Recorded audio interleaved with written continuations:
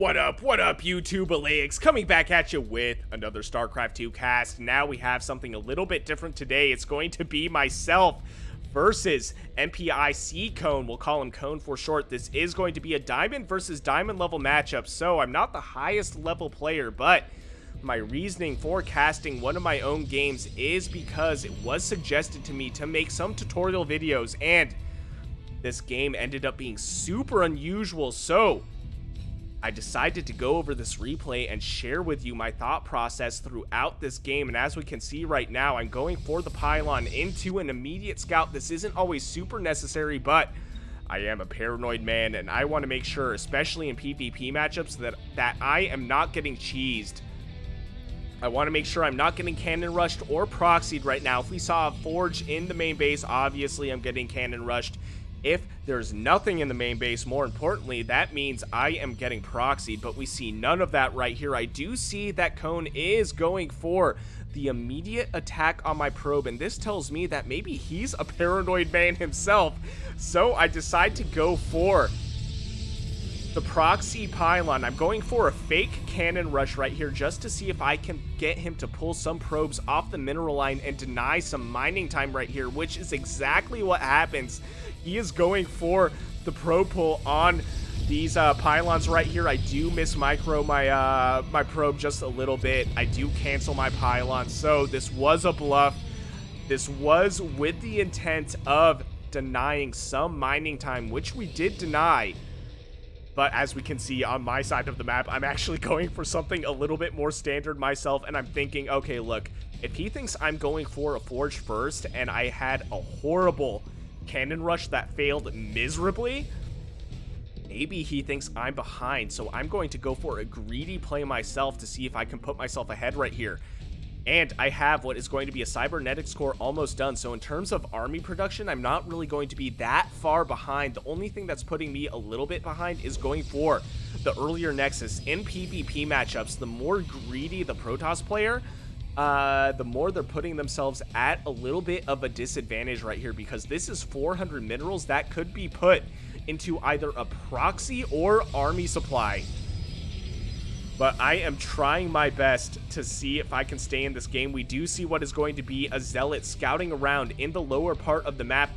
This tells me that my fake cannon rush did something to get into Cone's head right here. He's scouting around for proxies just in case I'm doing something cheesy still. But I'm not going for anything cheesy. I'm going for a total macro game right now. I do have what is going to be this adept right here just in case my fake cannon rush ended up being a double-edged sword. I'm thinking, okay, look, if he saw that I had a failed cannon rush and he thinks that I'm behind in army supply, maybe, just maybe, he's going to go for a double adept push and try to get my mineral line right here. So I have quite a lot of probes. I have one adept, and this is enough for me to feel relatively safe in what I'm doing. But as we can see right now, Cone is actually going for the double proxy pylon play, and he's moving his army to my natural base location right here, and I'm throwing down a blind shield battery. There's no reason to not get a shield battery in Protoss versus Protoss matchups, especially if you're going for something greedy. But Cone is going for what is going to be a one base all in. I do hear the shield battery warp in right here, and I'm thinking, okay, there's no way this one adept can fight this. And I decide to actually cancel the shield battery as well because he's going for this pylon. This shield battery would have been free money for Cone if I did not cancel it. At this point in the game, I'm thinking, okay, I'm not totally out just yet. There's only 2 stalkers right here and 2 more down here. I do lose my adept, unfortunately, but this stalker is almost dead, and I have a warp in right here. 1 more stalker. If I can destroy this 1 stalker, we're relatively even in army supply, but the only thing is I can't engage too close to the low ground because there is this shield battery right here, and I would just lose. He would be able to heal all these stalkers, and I would lose my entire army. So it's getting to the point where I'm thinking, yeah, this Nexus is a sacrifice. This Nexus is not only buying me time, but I will be able to warp in a few more stalkers to try and hold what is going to be a very obviously a one base all-in at this point. It's clear with the amount of stalkers he has, with the shield battery on the low ground, that this guy does not have a nexus on the way. This is a one base all-in.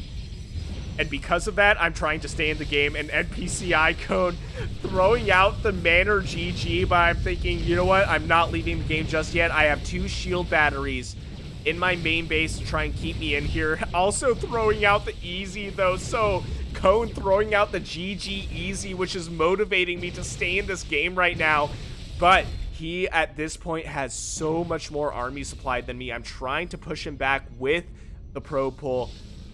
I have what is going to be charge almost done, and I have, more importantly, a Dark Shrine on the way. I see what is exclusively gateway units. This tells me that there is no detection on Cone's part. If I can hold out long enough for this Dark Shrine to finish, I may be able to stay in the game right now, and this is exactly why I haven't GG'd and left just yet. But this is so many stalkers. This is way too much for me to handle without the Dark Shrine. I'm pulling the probes right here. This is my Hail Mary to keep this Dark Shrine alive. I'm able to get the Dark Shrine. I have just enough money to warp in a single Dark Templar, which is exactly what I do right here. Cone going for my shield batteries. I don't blame him, but now we have what is going to be the Dark Templar, the hero Dark Templar, which is actually going to keep me in this game, so my assumption was right. The fact that he has exclusively gateway units tells me that not only does he not have an expansion, but he also does not have an observer right here. And this Dark Templar actually getting 5 kills right now, basically taking out the entire Stalker army for Cone right here and keeping me in the game. I have 23... I still have 23 probes on the mineral line right here. Taking a look at the workers killed. Cone has killed 9 of my workers. I'm trying so hard to keep these things alive, but it's getting to the point where I'm thinking, okay, I think I can stay in this game. He obviously does not have observers, but I do see what is an immortal right here, and I'm freaking out just a little bit. I'm like, okay, if we have an immortal, that means there's a robotics facility on the ground. That means that there's probably going to be observers at some point. I just need to keep this Dark Templar alive long enough to keep me in this game right here. But at this point, Cone, thinking that he won the game with that GG EZed, getting a little cocky, and I think overextending himself at this point. I have enough army supply to safely pull some probes. I have what is going to be 2 zealots, which the stalkers will focus. If I get the probe pull, they will just add to the DPS and also potentially surround the army units for Cone right now. And the reason I'm going for the pylons and for the shield batteries is just in case he tries to keep pushing out. I don't want to give him the advantage. I don't want to allow him to heal his units right next to my main base. So I'm deciding to kill off those shield batteries and get another warp in of 3 zealots, just because I only have 3 gateways, and do the counterattack. To keep things into perspective, that was such a big push of stalkers that I'm thinking, okay, that was not only a full 1 base all-in commit, I managed to kill what is at least 16 stalkers. With this Dark Templar alone, I am ahead. He has no expansion, at least not until just now at this point in the game. And as we can see, this Nexus is only halfway done. I'm going for the counterattack. I decided that I was ahead in army supply because I took out so many stalkers. And in fact, I am right. I see this immortal right here. I decide to go for the surround just so he has as little DPS as possible. And as we can see, there is no army right here. And I throw out the damn LMAO just because I'm petty. He GG EZed me. Cone throwing out the LMAO in all caps and leaving the game. But there were a couple of reasons why I was able to stay in this game. The first reason being that this was a gateway intensive all-in, and that told me that there was a possibility that there were no observers on the field. So if I held out for this Dark Templar, which I did, I would possibly be able to stay in this game, and that's exactly what happened. This Dark Templar actually getting 16 kills and able to keep that one base all in at bay. The second reason being, after I noticed that I was able to take out the rest of his army and kill at least 16 stalkers with this single Dark Templar, if I had to timely counterattack, he would not have enough time to re-up that army, especially if he was going for a very aggressive one base all in, and that's exactly what I did and what allowed me to win the game. So if you find yourself in a position where you are getting one base all in